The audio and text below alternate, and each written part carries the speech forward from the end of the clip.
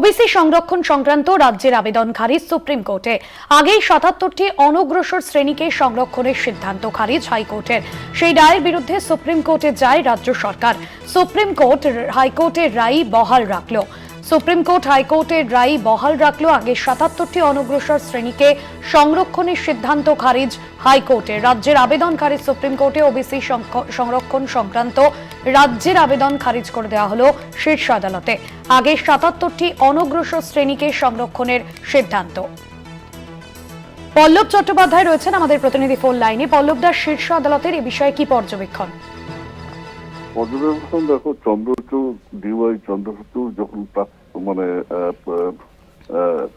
মানে কি বলবো, x chief justice of India, তিনি ওনার শুনানিতে আগেই বলেছিলেন যে ধর্মকে ভিত্তি করে কিভাবে সংরক্ষণ দেওয়া যায়। এই প্রশ্ন তোলার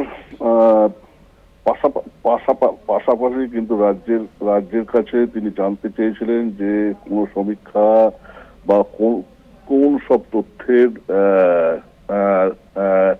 ভিত্তিতে এই সিদ্ধান্ত নেওয়া হয়।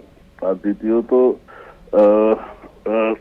এই ওবিসি সংরক্ষণের জন্য যে তোমার কমিশন আছে, তাদের সঙ্গে এই ব্যাপারে পরামর্শ এবং তাদের মতামত নেওয়াটা হয়েছিল কিনা, সেই সব জবাব মেলার পর কিন্তু সুপ্রিম কোর্ট স্পষ্ট জানিয়ে দিয়েছে যে কলকাতা হাইকোর্ট যে 211 পাতার জাজমেন্ট দেয়, সেখানে কোন হাত দেওয়ার কোনো জায়গা নেই। এইভাবেই কিন্তু সুপ্রিম কোর্ট স্পষ্ট জানিয়ে দিয়েছে যে কলকাতা হাইকোর্টের রায় সঠিক, অর্থাৎ ৭৭টি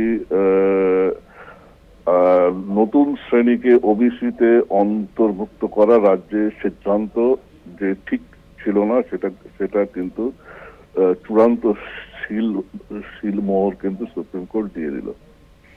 ধন্যবাদ জানাবো পল্লব দা আপনাকে। পল্লব চট্টোপাধ্যায় ছিলেন আমাদের প্রতিনিধি ফোন লাইনে।